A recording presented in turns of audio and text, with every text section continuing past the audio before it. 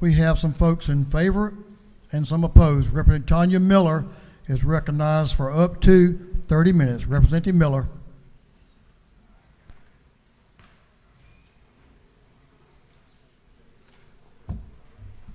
Thank you, Mr. Speaker.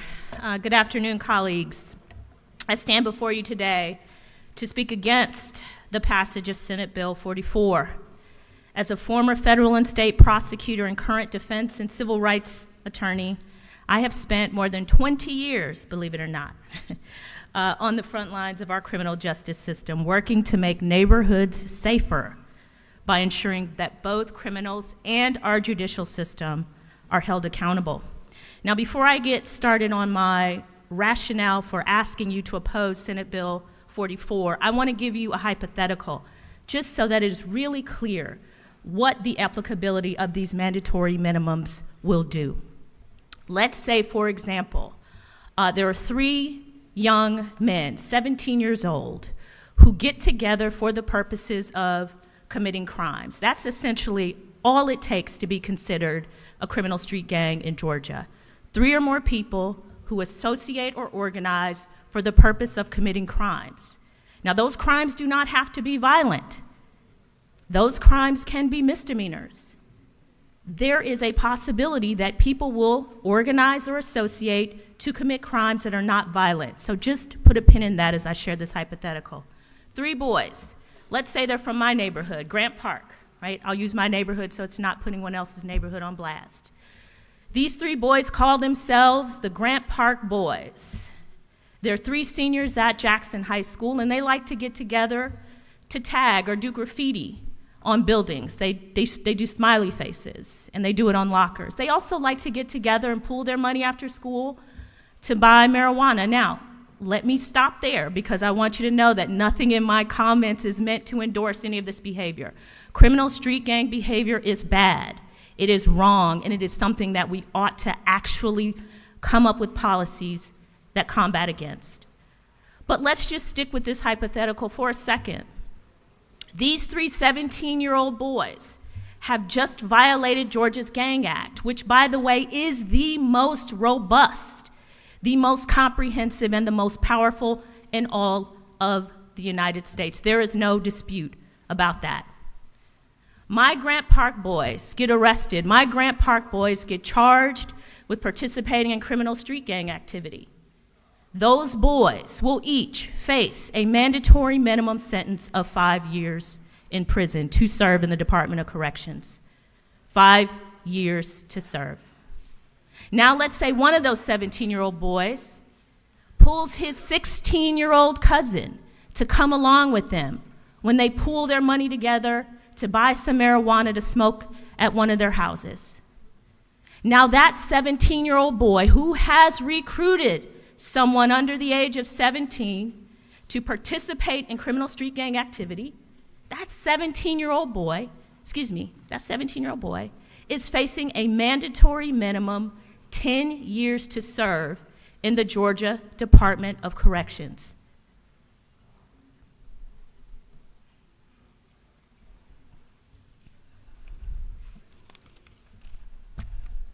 This bill is too inflexible. It is too broad, and it does not do what we actually need to be doing to keep our community safer. And by the way, that 10-year mandatory minimum sentence, nobody has the discretion to reduce, not the prosecutor and not the judge. So that 17-year-old boy, no matter what his previous condition is before getting arrested, will be going to the Department of Corrections under this bill. That will be legal in the state of Georgia. Under SB440's penalties, we are not doing the best that we can to get at what it is that we all really want to get at, and that is the most violent offenders in our community. Violent criminals must be held accountable. Nothing in what I'm saying to you today is meant to undermine this principle. I say this as having been a person who prosecuted violent felonies for more than a decade. Murders, rapists, child molesters. I can tell you that I have seen in my career on the front lines of our criminal justice system the worst of the worst. I have made sure that people have gone to prison for the rest of their lives when the facts and the law require it. So understand, this position is not one that comes out of a place of softness or naivete, however we say that, about what is happening in our criminal justice system. Senate Bill 44 is wrong because it won't make us safer. This bill will move our state backwards solely for the purpose of appearing to be tough on crime. So when it comes to public safety, I give this bill an F, and let me tell you why. One, this bill strips flexibility away from our Superior Court judges. This bill is not supported by facts and what is actually happening in our communities as it relates to the recruitment of young people into gangs. Here is a newsflash. There's not some big homie from LA that's taking a plane to Georgia, creeping around playgrounds, and recruiting teenagers to become members of the Gangster Disciples. It is far more likely that the people who are recruiting children into criminal street gangs are themselves children. So if we really care about saving our kids, if we really care about doing what is best for the most vulnerable among us, we ought to vote no against this bill, and we ought to get down to the business of doing the things that stop kids from joining gangs in the first place. This bill fails to implement evidence-based strategies actually proven to prevent children from being recruited into gangs and making us safer. Now, I know this is not a popular position to take. It is not difficult to stand up here as a former prosecutor, as a person who ran on community-centered public safety, and tell you to vote no against this bill. So I'm going to spend some time explaining to you and to the public why I think it's so important that we do. First of all, this bill lacks flexibility. What does Senate Bill 44 say to our Superior Court judges, the gatekeepers of justice in our state, the people who actually see defendants and victims and hear all the facts in any given case? Senate Bill 44 suggests that those currently holding the political power believe that they know better than any judge how to best affect justice in any particular case. It is sometimes worth reminding ourselves that the separation of powers is enshrined in our state's Constitution for good reason. The separation of powers is crucial to our democratic form of government. It works to prevent the concentration of power in any one branch, and it provides for those checks and balances that we learned about in 8th grade social studies. In one way, this bill would strip sentencing power away from our judges and give it to prosecutors. So there are two sentencing provisions in this case. One makes any criminal street gang activity offense, whether the people are committing violent crimes or not, a mandatory minimum 5 years to serve. That's the first part. The second enhancement would make the recruitment of a 17-year-old by any person, including a minor, a mandatory minimum 10 years to serve, for which there is no deviation.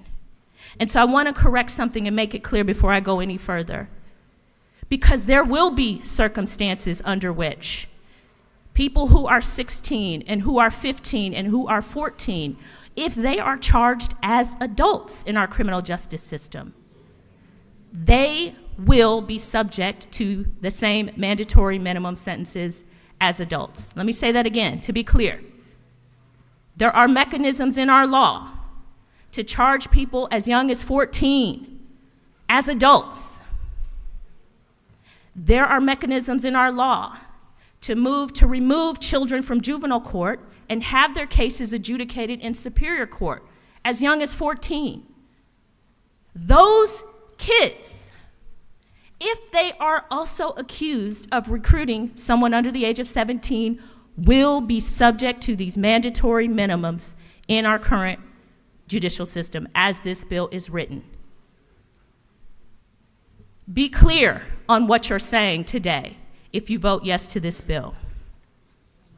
Now, while the first part of the sentence, the mandatory 5 for any criminal street gang activity, can be reduced by a prosecutor if they choose to do so, it's in their sole discretion, okay?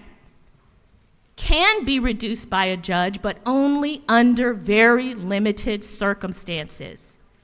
The judge can depart from the 5 years after 7, I think it's 6 or 7 factors are met, and they all have to be met, and the judge does not have the ability to say, well, 6 of the 7 are met, so I want to depart. Or 4 of the 7 are met, I want to depart. That is why this statute as written is so inflexible. And I've already told you that on the recruiting element of it, there is no deviation from anybody. Our laws need to be flexible enough. They need to be nimble enough to allow us to deal appropriately with the most violent among us and to restore and rehabilitate the ones that we can. This bill robs our criminal justice system of this carefully crafted balance. And my friends, this balance is important. It is critical to making us safer.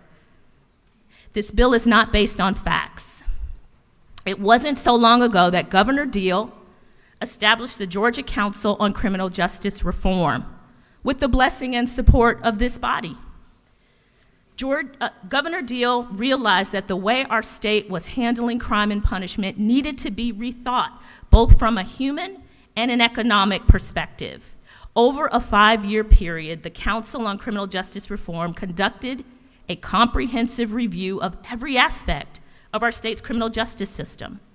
That comprehensive review led to a series of reforms to our criminal justice system, including, this is some, not all, reducing some nonviolent felonies to misdemeanors, which of course decreased the population in our prison, increased the number of accountability courts from 3 to 150, which take in veterans, the mentally ill, and those suffering from addiction who have committed nonviolent crimes, and connects them with the appropriate wraparound services that they need, all under the supervision of a court, all for the purpose of diverting them from our prisons.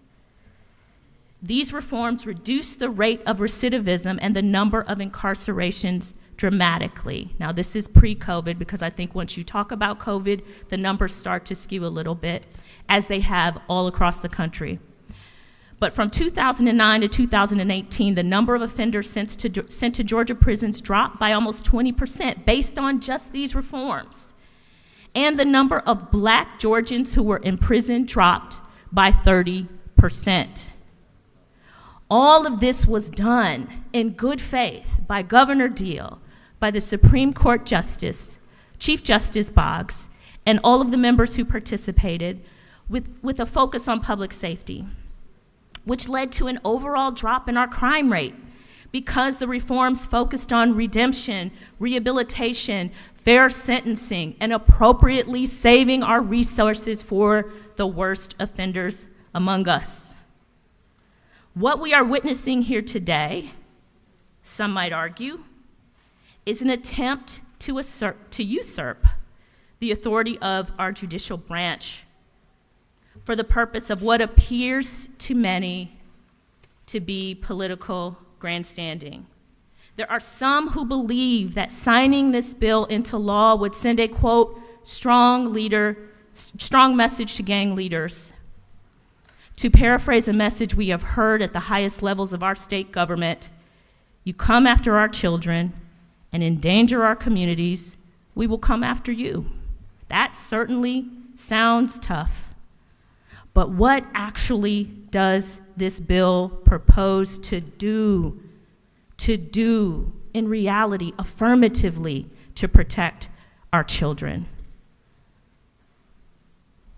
Senate Bill 44 is too clunky. It's too inflexible.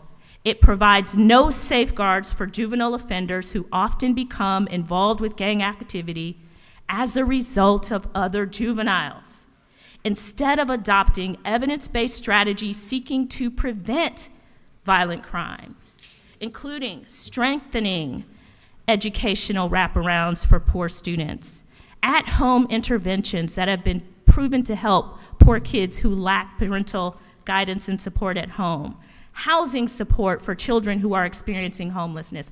I cannot tell you how many folks out here join gangs because they don't have anywhere else to go.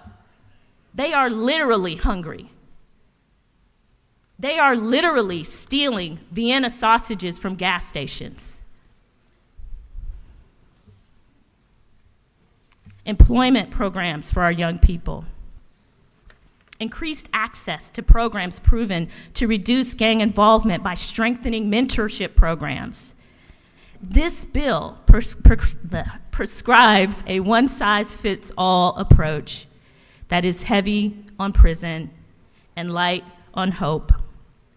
Now, gangs and gang violence are a serious problem, and that absolutely must be addressed.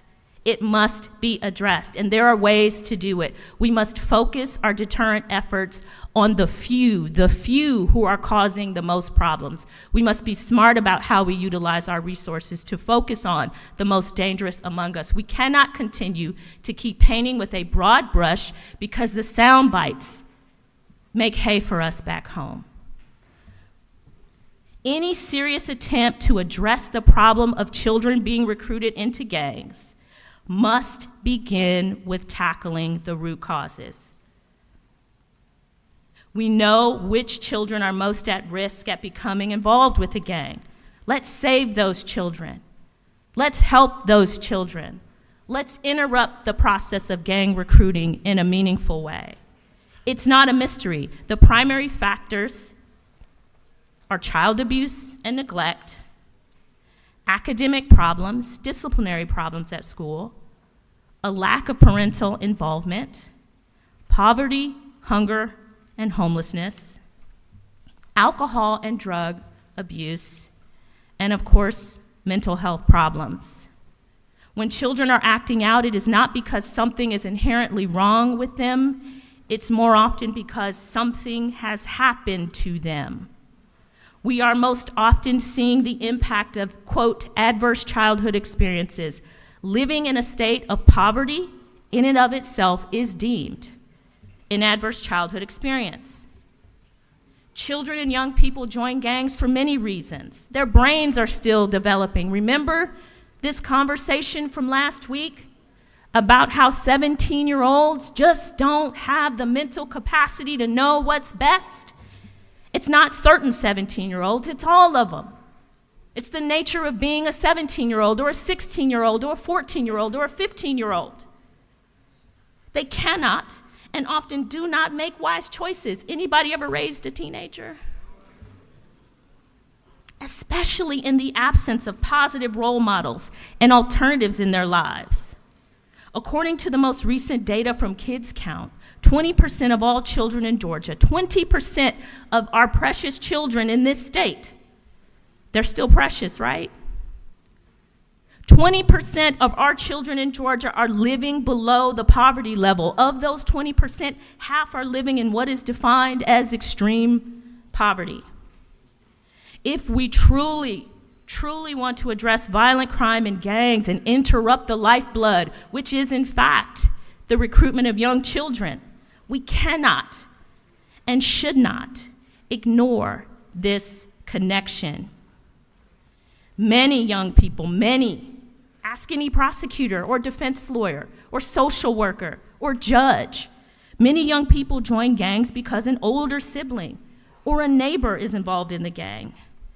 This bill is disproportionately more likely to harm teenagers and minors with slightly older siblings or family members who might be associated with these gangs. Are we as legislators really prepared to take the responsibility for these unintended consequences for 14 and 15 and 16 and 17-year-old kids being sent to prison for mandatory minimum terms of 10 years? Without regard to whether or not they actually did anything violent? This bill will eradicate the backstop of judicial discretion, and in some cases, prosecutorial discretion. Please read it closely. As I stated in my hypothetical, the 17-year-old who recruits the 16-year-old to tag buildings and smoke marijuana would not have the ability to have a prosecutor or a judge reduce that sentence. Our judges should be trusted to do their jobs, to hear all case facts, and to provide sentences appropriately. If they don't, we should trust the voters to remove them, or the Judicial Qualifications Commission to discipline them. We as legislators should not substitute our judgment for theirs in these very fact-specific, important determinations. Each individual case is different and is made up of different facts, people, circumstances. It's the duty of our judges. They get a lot of practice at it, believe it or not, to weigh all of these factors and to consider them in the sentencing process. It is a fact that this bill, should it become law, will disproportionately affect people of color.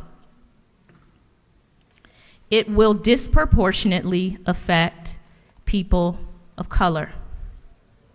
If we are sincere about protecting all of our children from being recruited into gang membership, then I emphatically ask you, why are we not willing to do more to invest in proven gang prevention programs that would benefit these very children?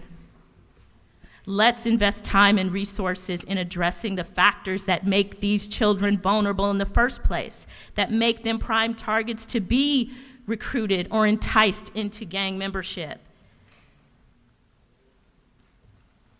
Instead, we are about to spend untold sums of money locking the door indiscriminately on their futures.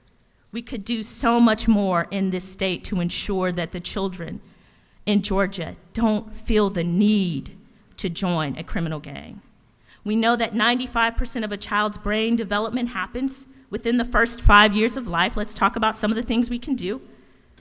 Before the child reaches the age of kindergarten, why are we not providing pre-kindergarten for all Georgia's children? We know that the number of quality-rated preschool providers in our state is woefully inadequate for our population. In over half of the 159 counties in Georgia, there are fewer than 50% of the daycare providers that meet quality-rated standards. How many of you are aware that only about 5 to 7% of all eligible families in our state receive subsidies for childcare from the Georgia Department of Early Care and Learning due to a lack of funding and resources? What does this say about how much we truly care about our, quote, most vulnerable children? We know that quality after school programs keep our young people out of trouble and out of the reach of potential bad actors in our community. Yet there are 250,000 Georgia children who are at home unsupervised during after-school hours every day due to a lack of funding for programs in their communities that would provide for after-school care. Another primary purpose of SB44, I keep wanting to call it 440, that was another SB bill, as expressed by the supporters, is that it will be an effective deterrent to criminal gang activity. We've talked about this debate about whether or not mandatory minimums are actually an effective deterrent to criminal gang activity or to crime in general. I'm going to let you in on a little secret. It's probably not one that a lot of you don't know, especially if you worked in our criminal justice system.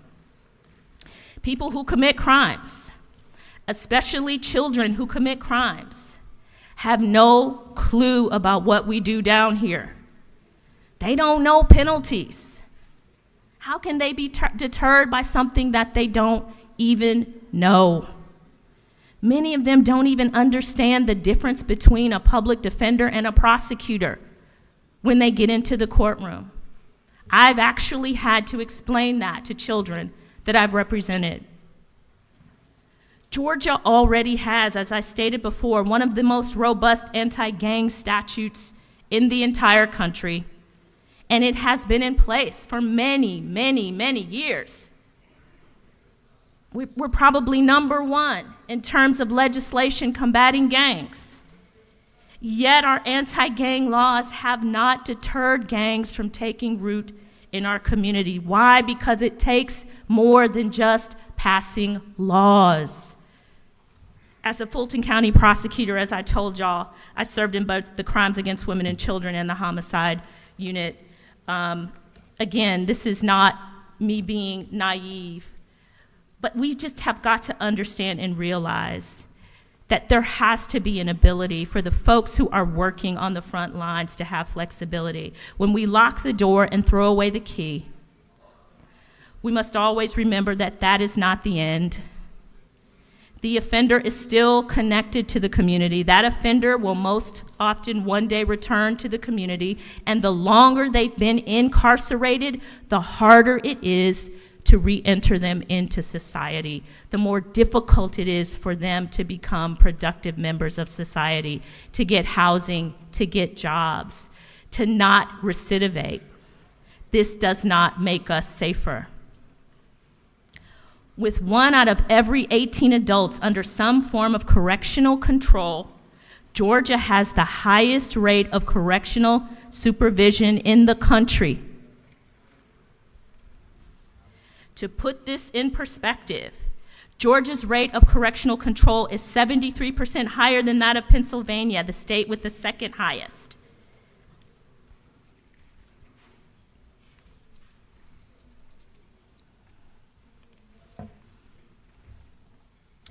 Being tough on crime requires more than standing behind a microphone and saying, if you come for our children, we'll come after you.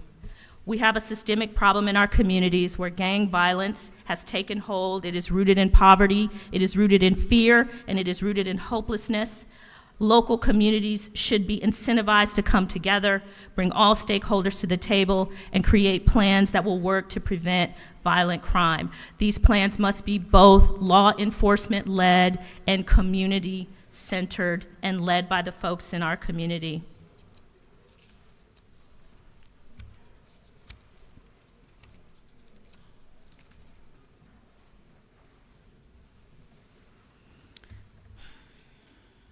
My distinguished House colleagues, I implore you to question why we are departing from the path Governor Deal placed us on in 2011, a national model for successful criminal justice reform initiatives, a path that led to lower rates of incarceration and thus saving taxpayer money, a path that led to 1,729 people graduating from Georgia Accountability Courts in 2017 alone, with each graduate producing over $22,000 in economic benefits and savings to the state.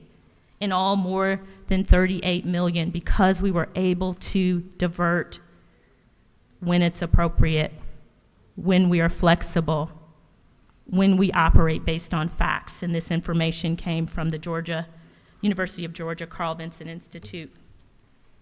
In summary, this is what we should be focused upon in this body: continuing down the path of proven criminal justice reform work, investing in solutions that are based upon evidence and facts. I implore you to reconsider your support of Senate Bill 44, especially if your true intent is to solve the problem of young children being recruited into gangs. Let us take on the hard work of really and truly supporting our most vulnerable, our children, 1 of 5 of whom are living in poverty in our state. Let's tackle the root issues of poverty and hopelessness by investing our resources in the programs we know that make a difference in terms of preventing our children from even being enticed by a gang in the first place. And let us get back on the path that we have deviated from, the one that is proven to be effective and to save taxpayer dollars. Thank you. I yield, Mr. Speaker. The lady has yielded the well.